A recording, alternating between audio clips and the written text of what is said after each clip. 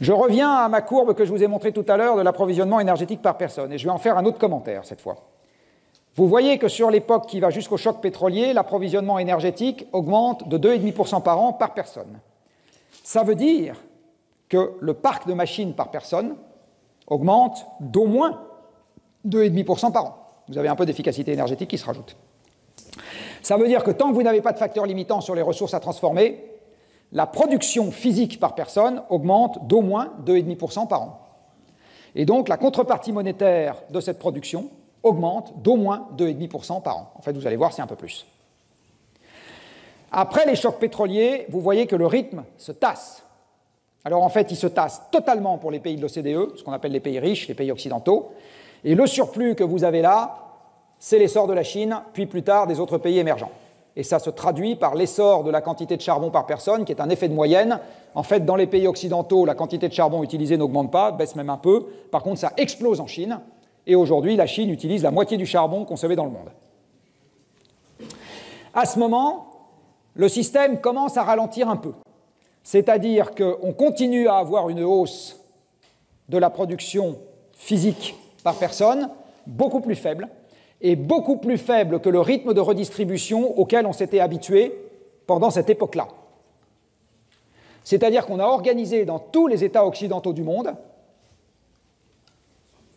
un État-providence, plus ou moins, moins providence aux États-Unis, plus providence chez les Scandinaves, mais dans tous les pays du monde, on organise un État-providence qui redistribue une partie de ce qui est produit, et le rythme de croissance de la redistribution est calé sur le rythme de croissance de la production, c'est-à-dire quelques pourcents par an, et on ne met pas dans le système de capacité à le corriger rapidement si la croissance s'essouffle.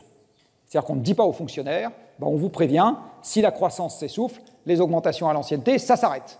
On ne dit pas aux retraités, on vous prévient, si le rythme de croissance s'essouffle, automatiquement, vous partirez à la retraite plus tard et moins bien payé, etc., etc. On ne dit pas toutes ces choses-là. On dit, non, si la croissance s'essouffle, on continue à vous payer la même chose et à vous augmenter à l'ancienneté de la même manière. À ce moment, il faut trouver l'argent quelque part et on s'endette. Dans tous les pays occidentaux, la dette publique était inexistante avant les chocs pétroliers. Elle apparaît et se développe, enfin très faible avant les chocs pétroliers. Elle apparaît et se développe partout, donc ce n'est pas juste les politiques français qui sont des incapables, elle apparaît et se développe partout, dans tous les pays occidentaux, après les chocs pétroliers, exactement pour cette raison-là. Parce que le rythme d'augmentation de la production par personne devient insuffisant pour assurer le rythme de hausse de la redistribution par personne. Et à partir de 2005, et je vous dirai au cours prochain pourquoi, l'approvisionnement énergétique par personne se met à devenir à peu près constant à nouveau dans le monde. En fait, il décline dans la zone OCDE, je vais vous montrer juste après. Et alors là, le système part en vrille. Crise financière massive de Lehman Brothers, qui est une conséquence de ce que je suis en train de vous dire, je vais vous montrer dans pas longtemps chronologiquement, et non une cause. L'endettement se met à exploser. On arrive dans un truc qui est inconnu depuis très longtemps, qui s'appelle les taux d'intérêt négatifs, etc. Donc le système, et ça, c'est la réponse du système au fait qu'on a bâti quelque chose qui dépendait de l'abondance énergétique et que cette abondance énergétique commence à petite vitesse aujourd'hui, à s'effilocher. Et d'ici à ce que vous ayez mon âge, on va passer la surmultiplier dans ce domaine-là. Donc c'est pour ça que votre avenir ne sera pas la prolongation tendancielle du passé. Alors quelques courbes pour finir. Vous avez ici la variation du PIB par personne dans le monde, donc de la production économique par personne dans le monde, depuis 1960. Vous voyez ici cette affaire en variation annuelle, et puis je vous ai mis en orange des moyennes sur 3 périodes qui sont jusqu'au choc pétrolier, entre le choc pétrolier 79 et le choc pétrolier de 2007-2008, et depuis le choc de 2007-2008. Il y a un petit artefact dont je ne vais pas vous parler aujourd'hui parce que c'est trop long, mais l'endettement est quelque chose qui permet de faire du PIB sans production. Donc c'est un peu compliqué, mais donc ici vous commencez à avoir un effet de bord. Ce que vous voyez, c'est qu'à l'époque des 30 Glorieuses, l'énergie croît fortement par personne et la production par personne croît encore plus fortement puisqu'il y a le gain d'efficacité énergétique entre les deux. Les ingénieurs savent faire une voiture plus efficace avec la même quantité de pétrole, enfin qui avance avec moins de pétrole si c'est la même voiture, ou une voiture plus grosse vendue plus cher avec la même quantité de pétrole. Après, vous voyez l'énergie par personne augmente moins vite. c'est plutôt 1% en fait que 0,5. Et vous voyez que le PIB par personne se met à croître moins vite. Et depuis l'épisode, alors c'est très contrasté, là vous voyez aussi qu'il y a un grand épisode de volatilité. Vous voyez que ça baisse. En fait, vous avez deux régions dans le monde qui évoluent de manière très discriminée à partir de ce moment-là, l'OCDE et le reste, et je vais vous montrer là où nous vivons, c'est-à-dire l'OCDE. Alors l'OCDE, voilà ici comment évolue un premier morceau de l'OCDE, c'est-à-dire l'Union européenne, dans laquelle nous vivons. Jusqu'au choc pétrolier, l'approvisionnement énergétique par personne augmente fortement. Entre les chocs pétroliers et 2006, et vous voyez que le maximum est en 2006, 2 ans avant Lehman Brothers. Donc ce n'est pas Lehman Brothers qui a provoqué la crise économique qui a fait baisser la quantité d'énergie utilisée, c'est la contraction de l'approvisionnement énergétique disponible qui a ralenti le PIB et qui a rendu incapables les emprunteurs de rembourser la dette qu'ils avaient commencé à contracter au moment où l'économie a ralenti une première fois ici. Hein, c'est un fusil à deux détentes. Là, on commence à s'endetter pour compenser le fait que l'énergie s'arrête d'augmenter, et là, au moment où l'énergie commence à baisser, on n'a même plus la capacité à se réendetter à la bonne vitesse pour rembourser la pyramide de Ponzi qu'on avait commencé à créer. Pardon, là vous voyez un effet du truc dont je vous parlerai la prochaine fois, qui est la réalimentation du marché mondial de l'énergie à partir des pétroles et gaz de roche-mère aux États-Unis. Enfin, pétrole surtout. Ce que vous voyez en Europe à ce moment, c'est le PIB par personne augmente fortement au moment des 30 Glorieuses. L'énergie par personne s'arrête de croître, mais le PIB par personne continue d'augmenter. Et vous voyez que depuis 2006, l'augmentation est quasi nulle. Et soit dit en passant, la production industrielle de l'Europe aujourd'hui est toujours inférieure à ce qu'elle était en 2007. Les tonnes-kilomètres en camion aujourd'hui en Europe sont inférieures à ce qu'elles étaient en 2007. L'indice de la construction aujourd'hui en Europe est inférieur à ce qu'il était en 2007. Donc une partie de l'augmentation du PIB qu'on a eu depuis 2007, c'est du faux PIB. C'est un artefact de comptabilité qui, en gros, qui est une mauvaise correction de l'inflation, si je le dis autrement. Alors à ce moment, vous demandez aux Grands-Bretons, est-ce que vous êtes contents? Les Grands-Bretons vous disent non.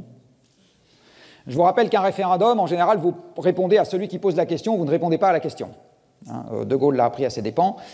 Et d'une manière générale, quand vous demandez, et du reste, le premier référendum qu'il y a eu en France sur la Constitution européenne, vous vous rappelez du résultat, hein, donc on a reposé la question d'une autre manière. Donc, le référendum, historiquement, c'est quand même un très bon moyen de répondre à celui qui pose la question et non pas à la question. Donc les Anglais disent à celui qui pose la question, on n'est pas content de la façon dont les choses se passent. Soit dit en passant, à partir du moment où le PIB par personne n'augmente plus et où vous créez un espace de libre circulation dans une zone où vous avez une différence de 1 à 5 entre ce que gagnent les gens à l'Est et ce que gagnent les gens à l'Ouest, qu'est-ce que vous pensez qui se passe? Ça s'équilibre. Alors quand vous êtes dans un univers en expansion, c'est pas grave, parce que vous pouvez augmenter les revenus des gens d'un côté pendant que vous continuez à augmenter, ou au moins vous ne diminuez pas les revenus des gens de l'autre côté. Donc quand l'Espagne et le Portugal rentrent dans l'Union européenne à une époque de forte croissance, le pouvoir d'achat des Français peut continuer à augmenter en même temps que le pouvoir d'achat des Espagnols augmente fortement. Mais quand vous faites rentrer en 2005, c'est-à-dire 2 ans, ou 1 an avant le maximum énergétique européen, les pays de l'Est, en leur disant « venez dans la danse, votre PIB va augmenter en même temps que le nôtre va continuer à augmenter », puis là, crac, l'énergie par personne se met à baisser. À ce moment, le PIB de la zone n'augmente plus, votre effet de vase communicant s'applique, et tout ce que les pays de l'Est vont prendre, c'est les pays de l'Ouest qui vont le perdre. C'est mécanique. Alors il y a 2 manières de le perdre. Le plombier polonais vient à Londres, et ça vous donne ce résultat-là. Et la deuxième manière de le perdre, c'est Renault investit en Roumanie, et à ce moment, vous avez les ouvriers français qui gueulent.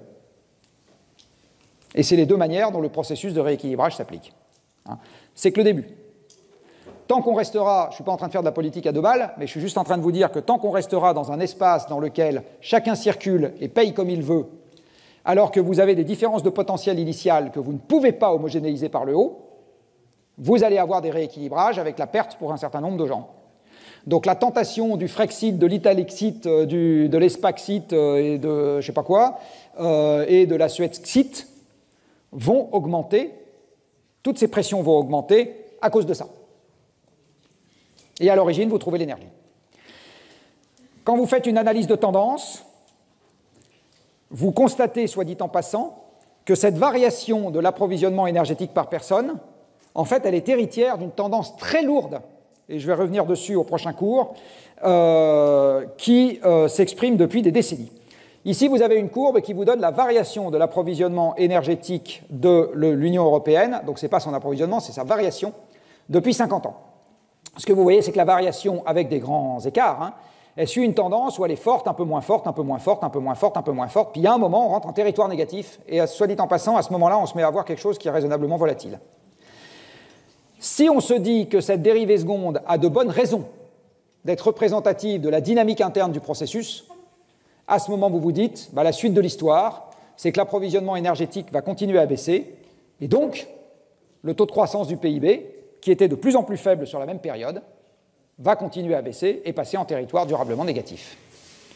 Donc, la vie qui vous attend, et moi, pour les quelques décennies, si tout se passe bien, virgule, également, a toutes les chances de ne ressembler en rien à ce que j'ai connu depuis que je suis né, c'est-à-dire que ça ne sera pas un monde d'expansion, ça sera un monde de contraction.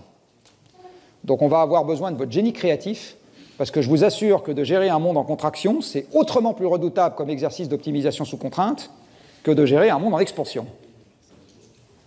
Donc on va vraiment avoir besoin de vous. On a aussi besoin de moi, mais on va vraiment avoir besoin de vous.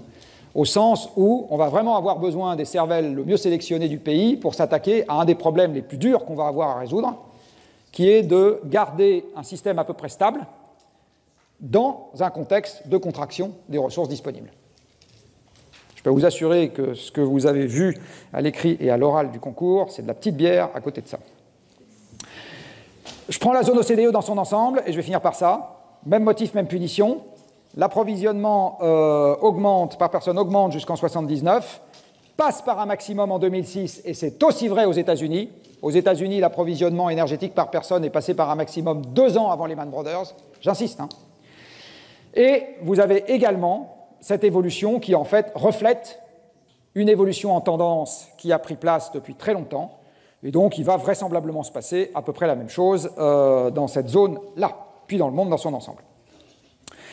Voilà, donc ce que je vous ai raconté au cours de ce premier module, c'est que le monde dans lequel nous vivons a notamment été permis, pas que, mais a notamment été permis par le fait que nous avons trouvé gratuitement sous nos pieds des poches de soleil, comme le dit très joliment Yann Arthus Bertrand, c'est-à-dire de l'énergie fossile, gratuite, avec un très fort pouvoir calorifique, donc une très grande capacité exothermique, qui nous a permis de transformer à vitesse accélérée la totalité des autres sources, tout aussi gratuites que nous avons trouvées sur Terre, et ça nous a permis de construire le système socio-économique dans lequel vous avez grandi, c'est-à-dire l'essentiel des gens en ville, l'essentiel des gens dans des activités de service, tout le monde mangeant du steak à tous les repas, les gens ayant énormément de temps libre, et les revendications du MEDEF et de la CGT auxquelles on peut faire droit sans problème.